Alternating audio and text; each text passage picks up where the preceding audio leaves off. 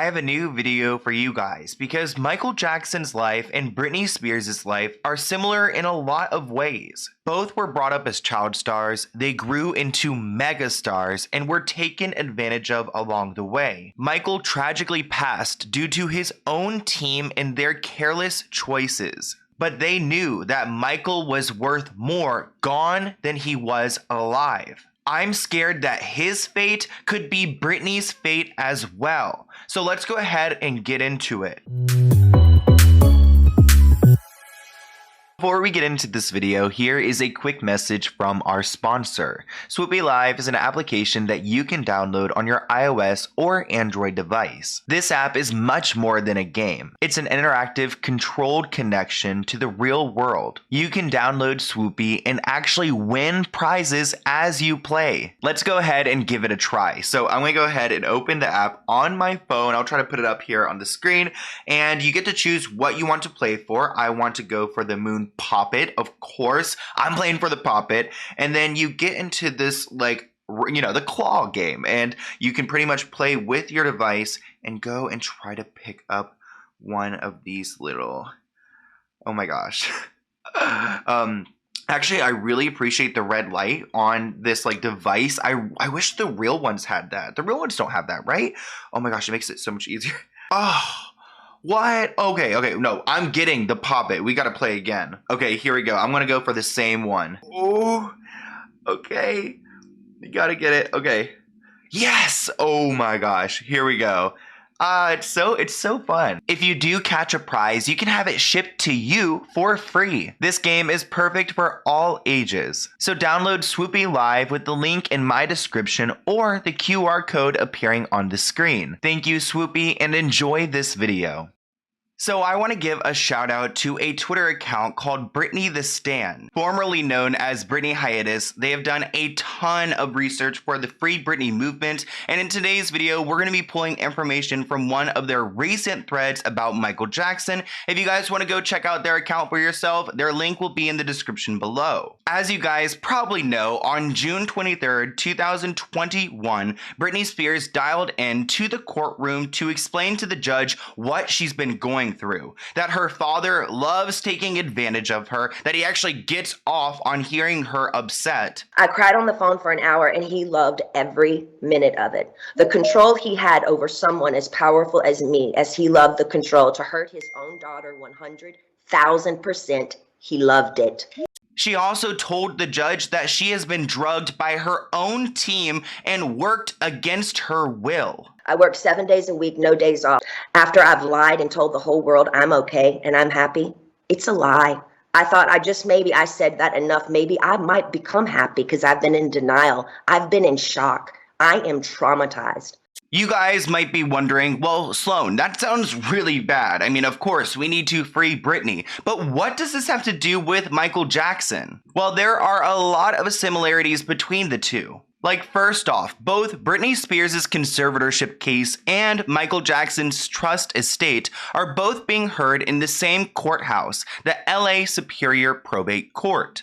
Here is a court filing from 2009 that shows that this is where Michael Jackson's case was being held. Again, I don't know if there's some corruption here, but that same court put Britney Spears in a conservatorship at the age of 26 years old for dementia. And we don't even really have proof whether her doctor actually, ever gave proper paperwork to the court to prove that she needed a conservatorship. And you guys know where it goes from there, because Britney was put into this conservatorship. Her father, Jamie Spears, started running her life, and she was pretty much a hybrid business model for a ton of people to make money from. Let me introduce you to this lawyer. Her name is Gerald Cohen, and if you guys have seen some of my previous videos, you've probably heard her name a few times before. She's actually one of the attorneys that Britney's father used to help put Britney in a conservatorship. She also got involved with Michael Jackson's estate after he passed away. As you guys can see in this little snippet right here, Gerald Cohen was in the courtroom back in 2009 when there were permanent custody agreements being made for Michael Jackson's children after his passing. It looks like Michael's mother actually got permanent custody, and two of the children's biological mother, Debbie Rowe, was also granted some visitation rights. Why would Gerald Cohen get herself involved in Michael's estate after his passing? Well, we'll talk about that in a little bit, but let's talk about what led up to him losing his life pretty much to his own team. Prior to Michael's passing, he was preparing to do a concert residency called This Is It, and he only originally agreed to doing 10 shows. Let's watch this clip together that Britney the Stan shared on their Twitter page, and pretty much you're gonna see Michael Jackson go out and announce his show and how this is it. He's done performing. He was ready to retire. He wanted to go and enjoy his life, but all of these people milking on his estate and all of his, riches, they didn't want him to end. Actually, he was having some financial issues, but we'll get to that in a second. But let's watch how he was very firm in his stance that this is it. This is his last show, and you will see some of his spokespersons speaking to the press claiming that he's going to be adding more and more and more shows. I'll be performing the songs my fans want to hear. This is it. I mean, this is really it. This is the final curtain call. Right now we're concentrating on 10 shows. That's what Michael's agreed to. If the demand is greater from that, we're holding some dates and we may be able to add more subject to his approval. He's going to do all the hits. It's been a long time. It's been a decade since he's been on the stage. So he's going to give the fans exactly what they want, and then a couple of new songs, with married to some amazing, spectacular production. You told us on Thursday that you were putting 10 on sale. You'd set aside 30. Correct. It's now 50. Originally in the deal, this deal was structured in phases because I didn't want to get ahead of what Michael really wanted to do.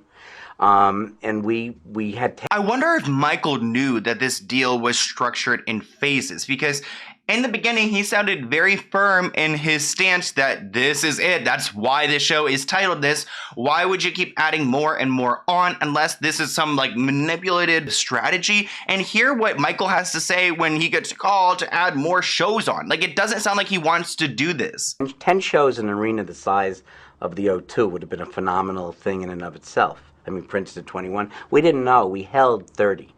And that's all we could get in 09 because the arena is so popular. We blew through we knew we were going to blow through the 10 in the pre-sale registrations, which were well over 1 million.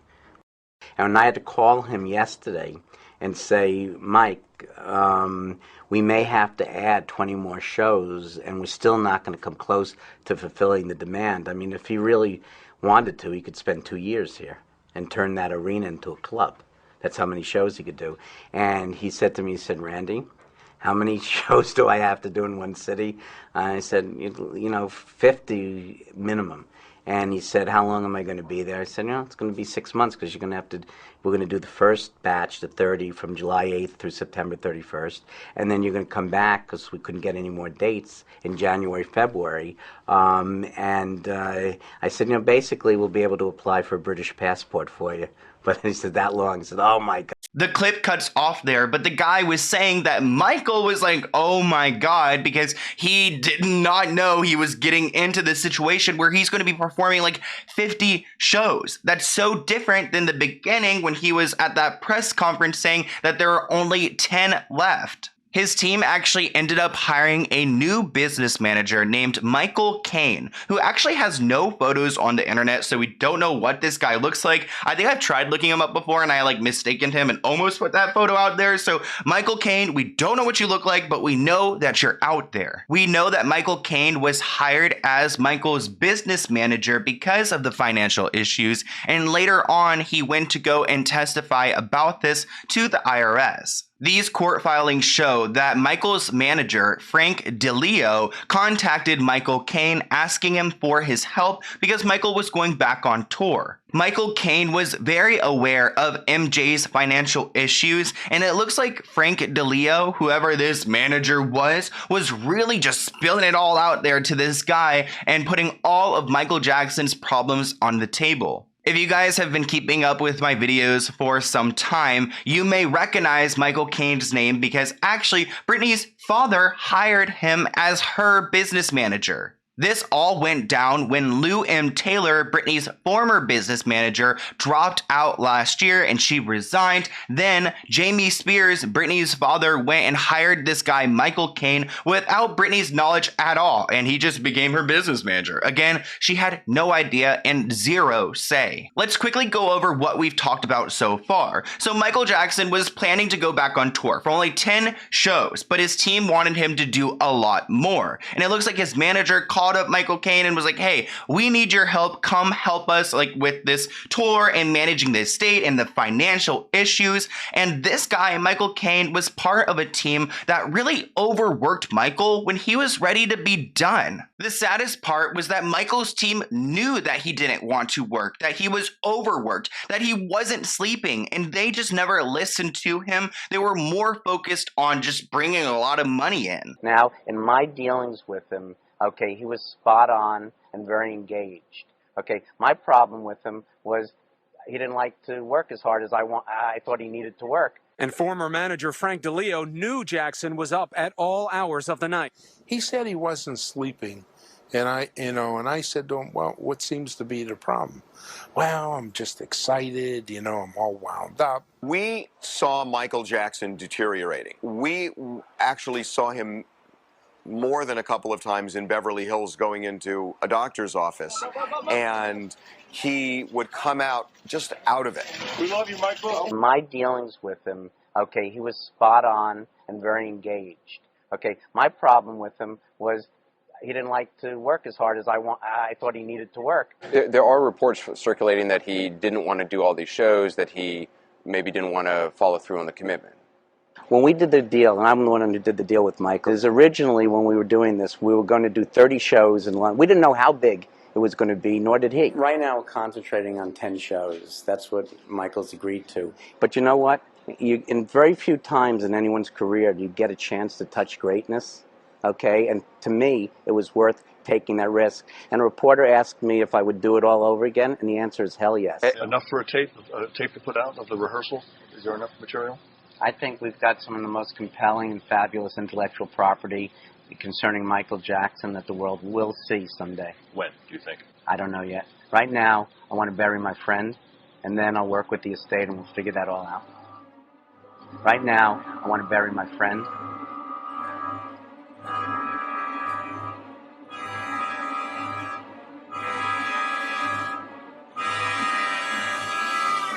Okay, I don't know what that editing was, but this article reads that Randy Phillips slapped Michael. What? That the CEO said he slapped and screamed at Michael Jackson because the promoter was nerve-wracked before the public announcement of Jackson's comeback concert. That was so hard to watch because you could see the guy, whoever this man was like, hold up.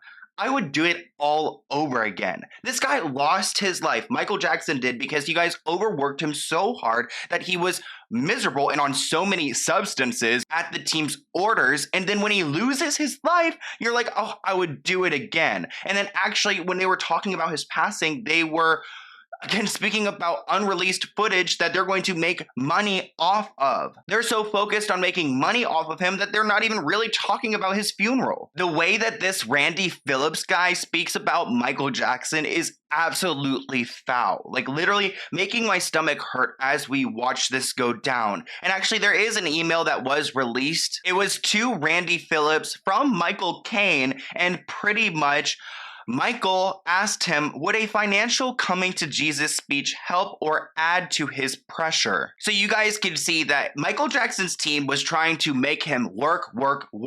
And they were using everyone, even Michael Caine, to try to pressure Michael Jackson to continue working, going and having a financial speech with him to make it seem like he has to do this so that he will continue to work hard on these shows. This is exactly what Michael Jackson was trying to warn Britney Spears about. And I feel like she was getting close to that because you guys know she was doing the residencies. She was extremely unhappy, especially during Domination before she was drugged by her team and worked against her will. And then she went on hiatus. But let's talk about how Michael Jackson did warn Britney Spears about this. Just weeks before Michael Jackson passed away, he told Britney, "Do not end up like me." His warning was eerie. Like he was trying to tell Britney that he was going to pass away. A friend of Britney's told this magazine. So of course he was trying to tell her, you know what? Go and enjoy your life. We've worked hard enough, and that's something that he never got the opportunity to do. I don't know where you guys were when that happened, but back in the day, I was a swimmer and a competitive swimmer, and I was actually at swim team practice when I heard the news, and I remember seeing a bunch of adults crying and everyone just really upset and still not really understanding what happened, but I remember getting into the car after the whole swim team situation and hearing it all over the radio, and everyone in the world just stopped in their place and just was mourning over Jackson. He passed away from an extremely powerful drug that was only to be administered in a hospital settings for surgery because they wanted to try to help him sleep, and this medication took his life. Let's watch a little snip. What the heck was that? Literally, Michael's last words were recorded by this doctor. You cannot tell me that this man did not know what he was doing when he's over here recording Michael's last words, injecting a very powerful substance. It makes me think that there's a lot more to this than just a simple mix-up. And that's why Michael's family went on to sue concert promoter AEG Live for his wrongful passing. The jury found that AEG was responsible for hiring the doctor, but ultimately did not give a verdict in the family's favor. So pretty much the family was trying to get this doctor held accountable because this man is the reason why Michael is gone, and he should have never been giving Michael a substance that would do this to him. Let's watch a quick clip about that lawsuit situation and the court hearings.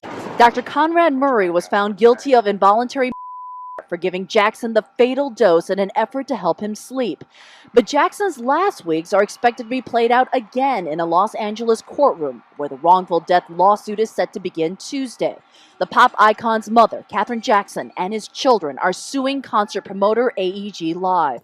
The civil lawsuit contends AEG Live is responsible for Jackson's death because it hired and supervised Dr. Conrad Murray. The gist of the plaintiff's claim against AEG is that you controlled Dr. Murray and you used your control over Dr. Murray to pressure him into taking unnecessary and excessive risk with his patient, Michael Jackson, leading to Michael Jackson's death. He looked me in the eye and he said, "Look, this is the machine," pointing to his body. "This is the machine that fuels this entire business.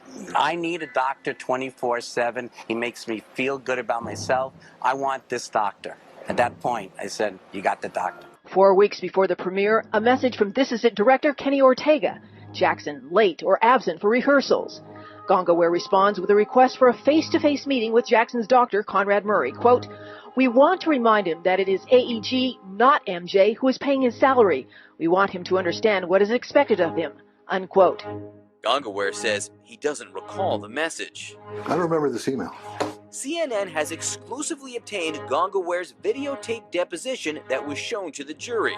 Based on the assumptions that AEG is your company and MJ is Michael Jackson, do you have an understanding of what that means? No, I don't understand it because we weren't paying his salary. So why would you write that? I have no idea. So pretty much AEG was threatening this doctor to go and make sure he's getting Michael Jackson to work because Michael Jackson wasn't showing up. And when Michael wasn't showing up, they messaged the doctor and said, "You know what? We're paying your salary, not Michael Jackson. So make sure you get him here." Again, trying to pressure the doctor to do something to Michael to make him show up for work. If I would do it all over again, and the answer is hell yes. Here's a little clip from the verdict after that court hearing. We, the jury, in the above entitled action, answer the questions submitted to us as follows. Question number 1. Did AEG Live hire Dr. Conrad Murray? Answer, yes. Question number 2. Was Dr. Conrad Murray unfit or incompetent to perform the work for which he was hired? Answer, no.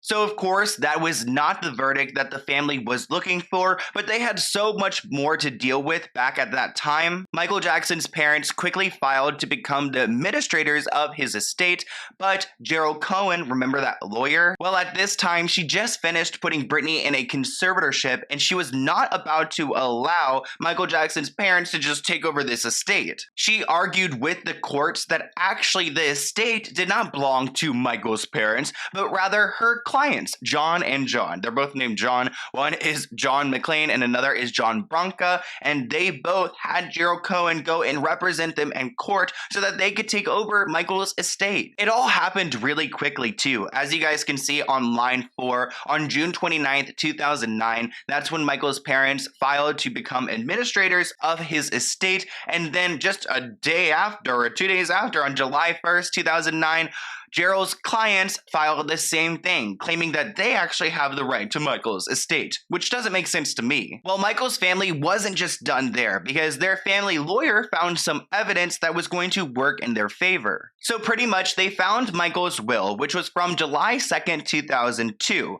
and it was dated that he was in LA, but he was actually in New York City at that time. So that means that the will can't really be honored because there's something up with it if he was like in another city, but the will claims that he was in another place. So there's some discrepancies here. So actually, Michael's family hired this lawyer named Adam, who you guys may recognize from the Free Britney movement. He was kind of a coward in the beginning of, Britney's like conservatorship situation, because Britney called him to go and represent her in court. But when he went to the courtroom, he completely backed down. He bent right over and allowed, Britney's father's lawyers to do whatever they wanted. So he's not really a strong lawyer. And actually, his first move as the Jackson family lawyer was to go and withdraw all the petitions and to pretty much just give up. Everyone was shocked by this situation because they really thought the fight was going to go on, but Adam just conceded to Gerald Cohen and gave both the Johns the estate, or at least the appointment to be the administrator of that estate. That all sounds like a bunch of BS to me, because I feel like at the end of the day, if you pass away,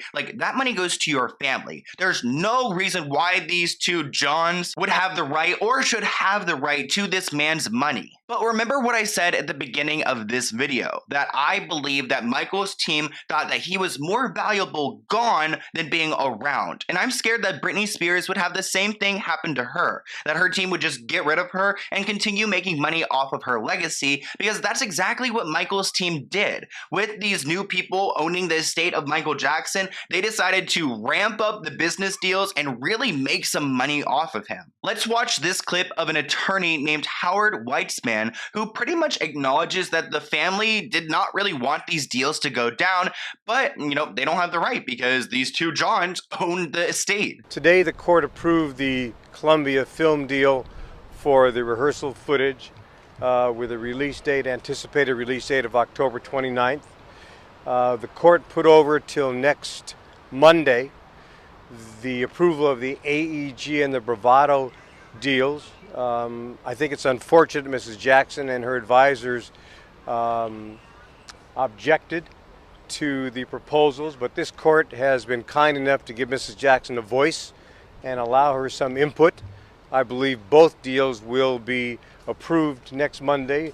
The Bravado deal is the merchandising deal. The AEG deals with the exhibit of memorabilia for Michael, and also they helped, of course, put together the video that Columbia is going to distribute. Well, by second guess, the deals that John Branca, John McClane, and Joel Katz put together in both the Columbia Pictures and the AEG and the Bravado deals were outstanding, unique, once-in-a-lifetime deals, which would bring substantial revenues to the estate. And our hopes was that Mrs. Jackson and the people that advise her would see how wonderful those deals are. I believe they ultimately will, and I'm confident the court will ultimately approve the deals. So even though the family, Michael Jackson's family, was 100% against those deals, this guy, Harry, had no problem getting up and speaking to the media and saying, you know what? Maybe his mom doesn't like these deals, but I think they're going to be approved, and they'll probably be approved on Monday. And of course, they were, because they were going to be bringing in a bunch of money, and that's all what the world cares about. But while we're talking about Harry, he actually does have some relations to Britney. He actually has a long history with Britney's conservatorship team. He was around Britney and that team when the conservatorship was established. And he also represented Britney in a dispute with a magazine when they used photos of her children without consent. Here's actually an email of Howard's where you guys can see that he's messaging about the OK magazine and how they had no right to go and publish these photos of Britney with her sons. Even though it seems like Howard was trying to support Britney at that time, he eventually turned against her because he really only cares about the money. Similar to Britney's former business manager Lou M. Taylor, who is all about the sales. Lou M. Taylor actually posted a photo of Howard on her Instagram page and said that he was a talented lawyer and a good friend. You might be wondering, why would Lou M. Taylor post a photo of this man? Well, it looked like they worked very closely together, and when Howard turned on Britney, it was for Lou M. Taylor. A company named BrandSense was actually suing Britney Spears, and this man helped Lou M. Taylor out. This actually went down 4 years into Britney's conservatorship, and here's a little screenshot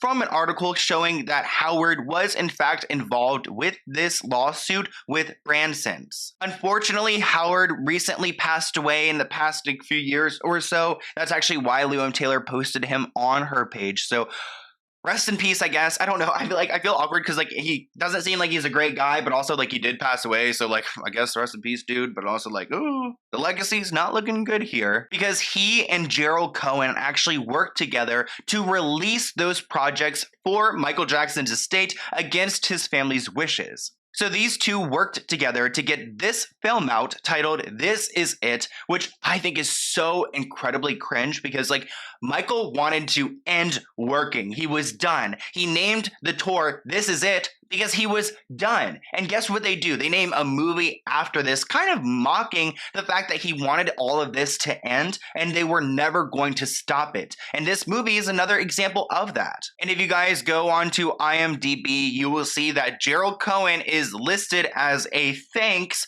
for this movie because she's the reason why it's pretty much out, along with her friend Geraldine Weil, who is someone very involved in the whole like Britney Spears conservatorship. Not in a good way either. She's on Britney's father's side, Jamie Spears. Like I mentioned earlier, these people are all about the money, and in fact, they're pretty good at it at the end of the day. I mean, if that's what you're looking for and that's what brings you happiness, then sure, even though Michael wanted to live a happy and healthy life, he was not going to have that, not with this team. And they were successful at bringing in a lot of money to Michael's estate.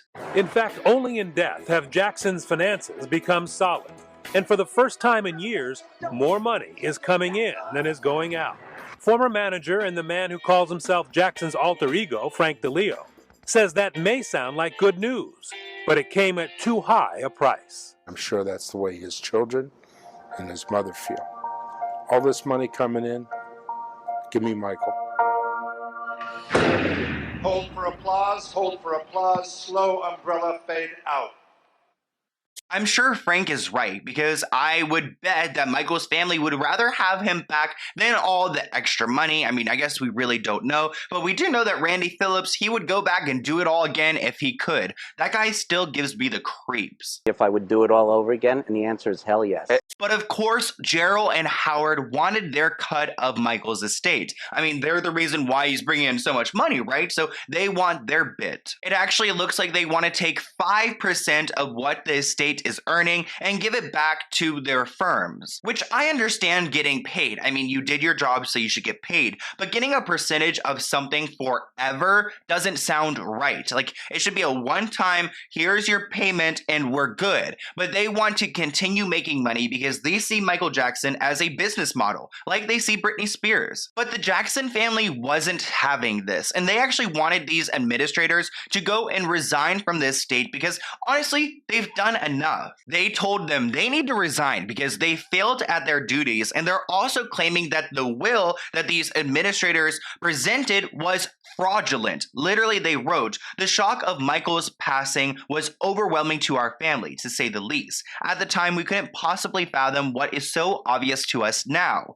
That the will, without question, it's fake, flawed, and fraudulent." They also make it clear that Michael, at the bottom of the screen, that he did not want anything to do with these people, nor did he want them running his estate. They also talk about the effects that this has had on their family, because at the time, Michael's mother was 82 years old. Everything was affecting her health, all the stress from this, the lawsuits, the issues with AEG, and these people running the estate is only making it harder for the family. At the top of this page, they literally write that AEG has sent heinous and heartless threats towards their mother and their family. They also write, "We know there is most certainly a conspiracy surrounding our brother's passing, and now, of course, manipulation and fear are being used to cover it up. Your heartless pursuit of wealth, fame, and power is at the expense of our family, whose deepest desire is to give the world a gift of hope, love, and unity through our music. Though we have lost our brother, we will live and continue to fight in unity. This has to stop now. No more. You will not succeed. Period. Tell them." They also, at the bottom, they write that they're going to take every action they can to seek justice, to let the world know the truth, and to expose this firm for taking advantage of Michael during his life and after his life. The letter was signed by his family, and honestly, at first I was like, wait, is this like a who could sign bigger like competition? But as you guys can see, the whole family was in on it, and it was an extremely emotional and powerful letter, and I'm glad they did this because they have the right to. Something else that Britney the Stan mentions in their thread that I want to bring up to you guys was that the estate has made more and more and more money. So where's that money going? The estate is currently valued up to $1 billion in 1 year after selling the Beatles' song rights to save his kids from poverty. Look at the excuses they're trying to make for selling this stuff. It looks like Gerald and Cohen actually went and sold the rights to these songs, and they were able to make $6 million off of this case. Like, that's what they are pocketing, not what Michael's family's getting. The lawyers also claim that the sale was necessary to secure the kids' finances, saying that the sale terms were highly favorable to the estate, and the sale avoided the estate's potential default on its loan obligation. The consideration was more than sufficient to cover the personal debt and to provide the estate with sufficient assets to ensure long-term financial security of Michael's children. So it's clear that everyone around Michael was just interested in money, and that's why I'm scared for Britney Spears, because it looks the exact same. Not only do we have very similar people involved in both of these megastars lives, but we have Britney Spears, who is now speaking to the court, begging for freedom, telling them what she's been going through, and it sounds a lot like Michael Jackson. I mean, getting a lot of medication he probably shouldn't have been getting, being overworked on this tour, which is really a residency. I mean, are these two not the same stories? And I keep going back to Michael's little like warning to Britney to get out of the industry, to go and enjoy her life. And that's why I wanted to make this video, because Britney the Stan did really great research, but also we need to recognize that there could be some connections here, and history repeats itself. So if Britney Spears magically becomes really sick and passes away from a substance like this, then we know that there's something going on here, because we've got some really sketchy people on her team. So I hope that this is all just like so very public that they can't get away with just like, taking her life away from her like they did to Michael Jackson. But I want to hear what you guys think in the comments below. I'm definitely not trying to be ignorant to the claims against Michael Jackson. As you guys know, he has had multiple people come out against him, and there are a bunch of documentaries out there, so definitely go check those out if you guys have not seen them before. If you guys want me to make my own video on that situation, let me know in the comments below, or reach out to my email right here with any video ideas you guys may have. But I hope you guys enjoyed this video, and I will see you in a new one soon. Bye, guys.